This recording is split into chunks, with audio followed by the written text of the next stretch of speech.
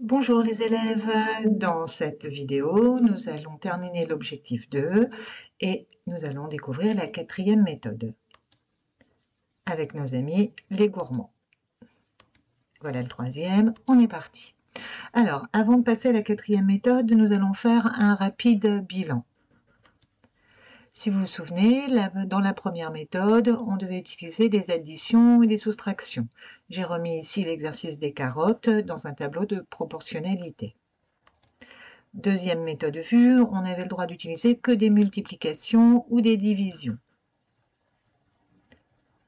Dans la troisième méthode, on utilisait ce qu'on appelle le passage à l'unité.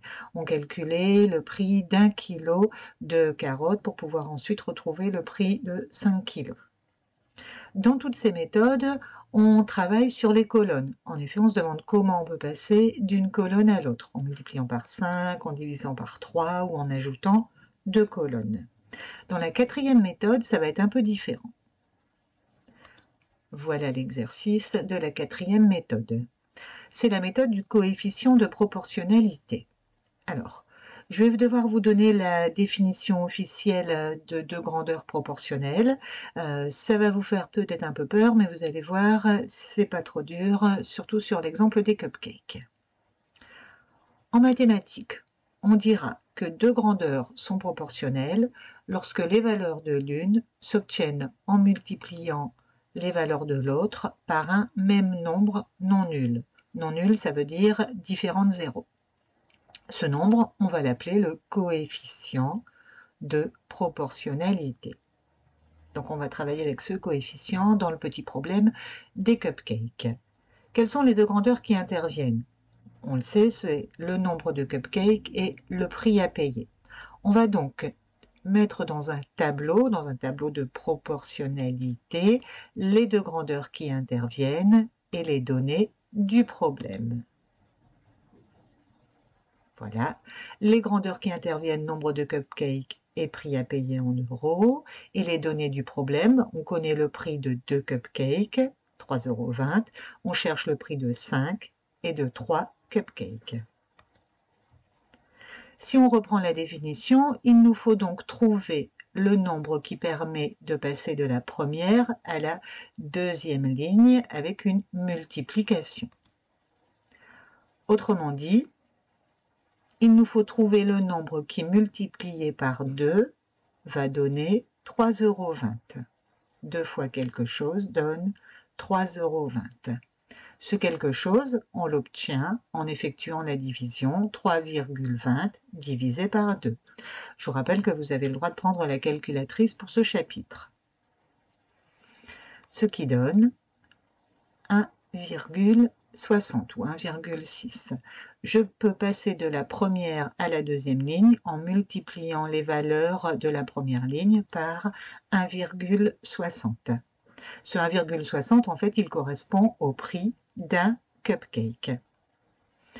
Maintenant que j'ai trouvé mon coefficient de proportionnalité, ça va être tout simple. Il me suffit de faire la multiplication 5 fois 1,60.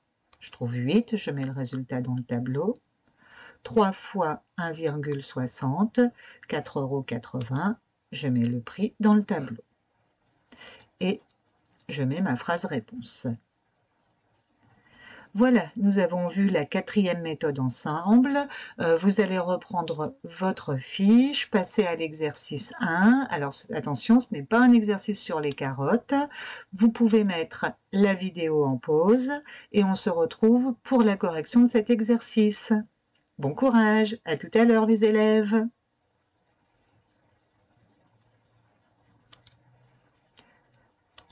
Alors, l'exercice 1. 4 t-shirts coûtent 30 €. On vous demande le prix de 7 t-shirts, de 15 t-shirts et de 28 t-shirts. Pour résoudre ce problème avec le coefficient de proportionnalité, il faut passer par un tableau de proportionnalité dans lequel j'ai remis les deux grandeurs qui interviennent, le nombre de t-shirts, le prix à payer en euros. 4 t-shirts coûtent 30 €.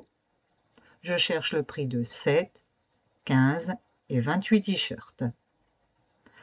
Je vais donc chercher le nombre qui me permet, avec une multiplication, de passer de la première à la deuxième ligne. Autrement dit, 4 fois quelque chose donne 30. Pour trouver ce quelque chose, 30 divisé par 4. Et je trouve 7,5. En fait, ce 7,5, c'est le prix d'un t-shirt. Je vais multiplier par 7,5 le nombre de t-shirts pour avoir le prix final à payer.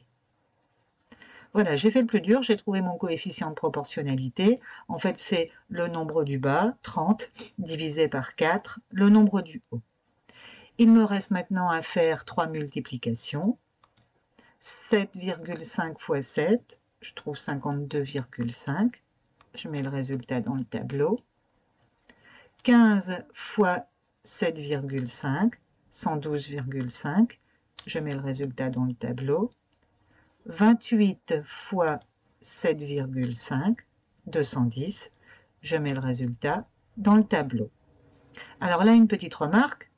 Pour trouver le prix de 28 t-shirts, j'ai utilisé le coefficient de proportionnalité, mais j'aurais pu aussi me dire, bah tiens, si j'achète 28 t-shirts, j'en achète 7 fois plus que si j'en achète 4.